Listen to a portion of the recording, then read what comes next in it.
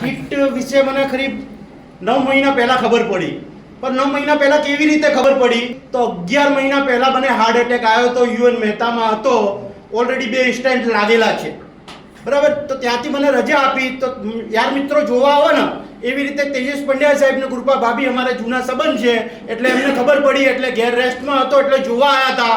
વાતોમાં વાત નીકળી તો આ કીટની વિશે વાત કરીને મારે વાઈફને આપી દીધી કે આ રાજુભાઈને નીચે પાથરી દો. ત્યારે મારે કરીબન 9 થી 10 ગોળીઓ ચાલતી હતી. 3 મહિના આને ઉપર સુવાથી ધીરે ધીરે બધી જ ગોળીઓ બંધ થઈ ગઈ. તો હું તો એવું માનું છું કે ડોક્ટરે બંધ કરી દીધી. પછી ધીરે ધીરે એનર્જી લેવલ એટલો હાઈ થઈ ગયો કે હું આ એવી રીતે બોલી શકતો નતો, હાપી જતો હતો, પણ એનર્જી લેવલ એકદમ ફૂલ સ્ટ્રોંગ થવા માંડ્યો.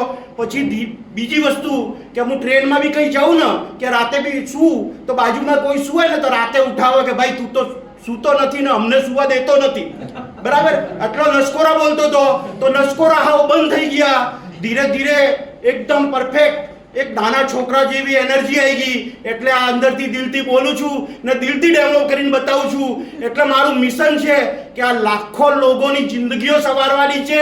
આ એવી પ્રોડક્ટ છે, એટલે ઈ બાયોટોરિયમ ને સાગર જોશી સાહેબ માટે એક જોરદાર તાળીઓ થવી જોઈએ.